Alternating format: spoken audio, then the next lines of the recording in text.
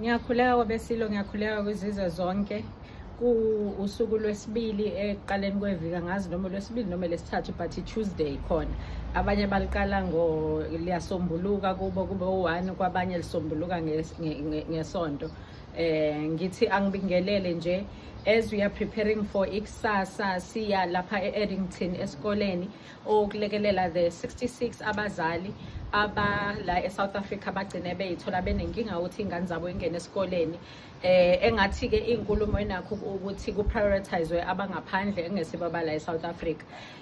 Ukhona kumsindo osukile engingasaqali nokho ukuthi siyithole sikulolu hlobo lomsindo. Ngiyakhumbula nje mina usisi wami omncane ongilamayo wakwathi ukulunguza e-Eddington esikoleni.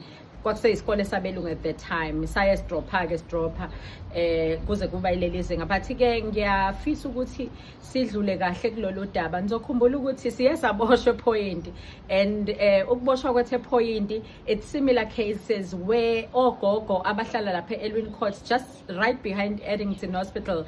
I-Elwin Court lapho isigcine idliwa abantu bangaphandle.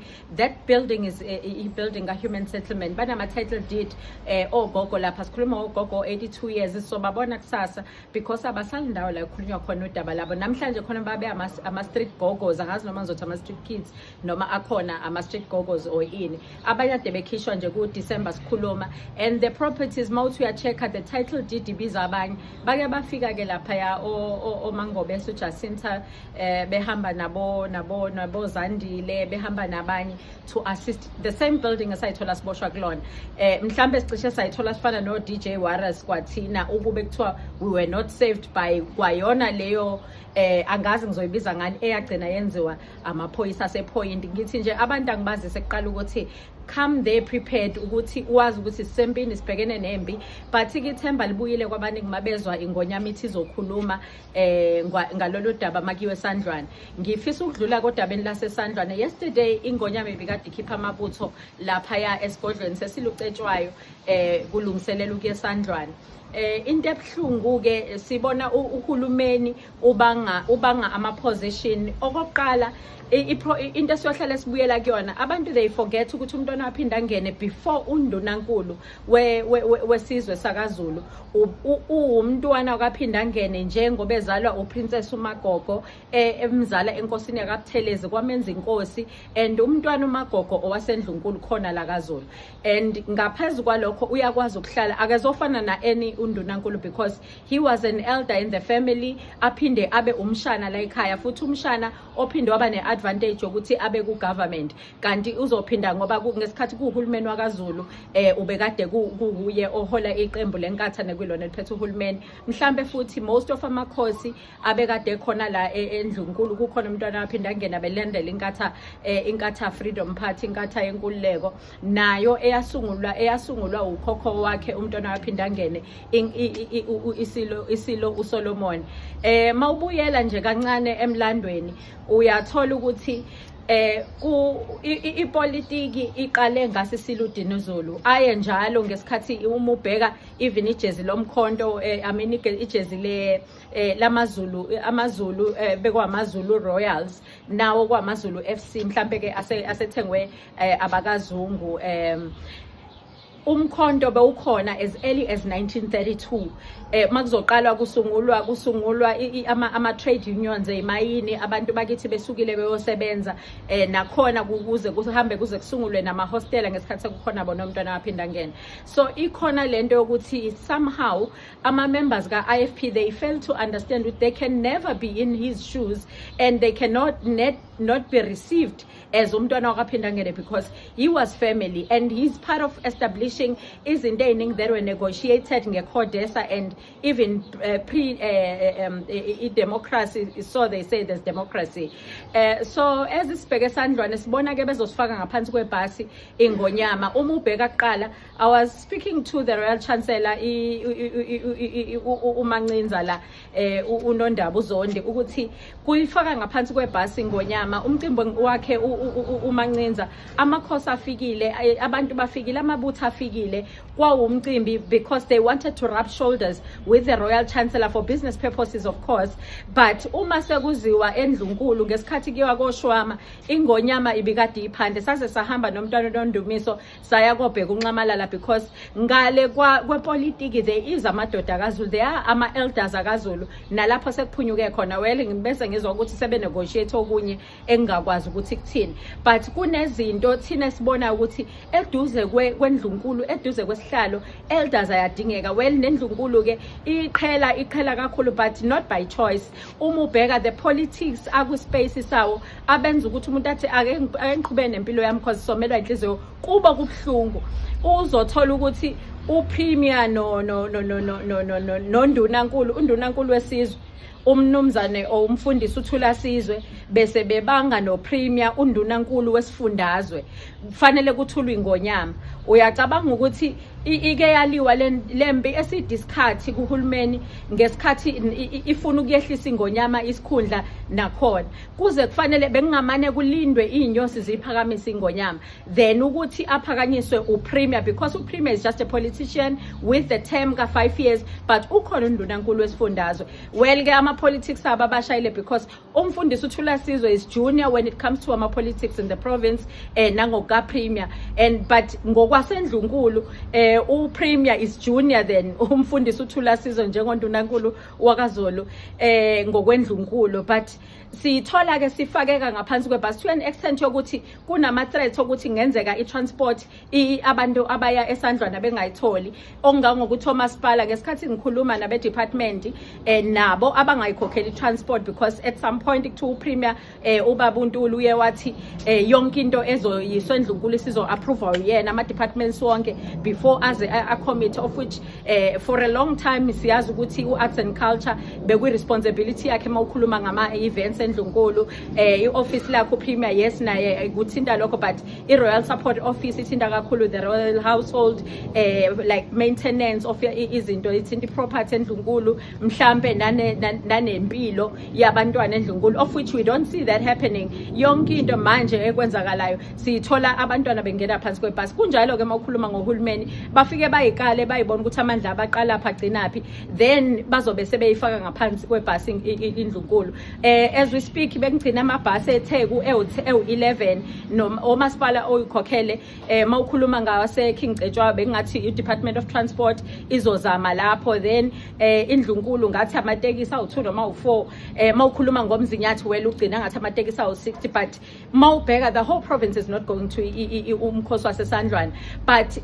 kungani izofakwa indlunkulu ngaphansi kwebhasi ngalesi sikhathi sizwe siyidinga ingonyama beyihlala iba nawo lama threats. Ngiyakhumbula ngomunye unyaka yayibiza kanje imbizo because vele eqondene nomkhosi waseSandlwana itshengisa amandla endlunkulu. Kungenzeka yini ukuthi nalamadoda akhethwe abantu la eKZN noma akhethwe in the positions engabe ku national as abantu abavotele baze bafika lapho ngokwama positions bayifaka ngaphansi kwebhasi ngamabona endlunkulu ngenhloso yokuthi phele because by the look of things kubheke la kuphela khona ngendlunkulu indlela ekwenzeka ngakhona.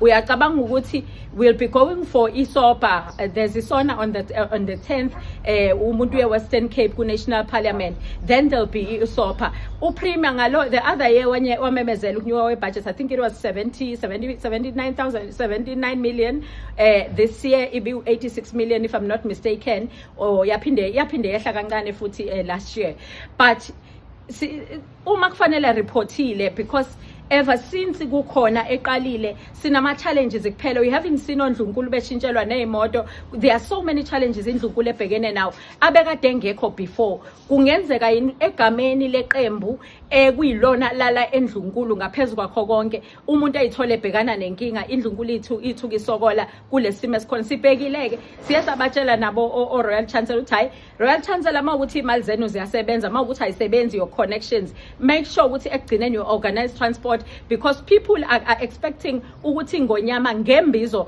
akusiyo imbizo umkhosi wasesandlwana, but ifana nembizo eNdlunkulu, because every time kuba nama events that's where amandla kaZulu ebonakala khona. Uphinde ukhumbule the significance of lo mcimbi ekiwa kuona eNdlunkulu ngokunqoba kwamaZulu enqoba ama-British lapha eholwa yibutho leli eholwa ucommander omkhulu ukhokho wami okaDabulamanzi, umntwana uDabulamanzi kaMpande, elafike laselinqoba ke Sandlwane ngesikhathi sesilucetshwayo base bemkidnaphile, so to kidnap kulesi sikhathi samanje, but he was adapted ba indlela ke niyayazi la ehambe khona, but sinesimo la ekune crisis khona, kune crisis and yaphuthuma, and government you can't behave like this. You know, sometimes uba excited when you see your leaders that you know abakhulele la enphila khona, who knows ama problems abazi ukuthi it's not about being at the office because of ama terms and beke office in impilo isaqhubeka. When you go back home,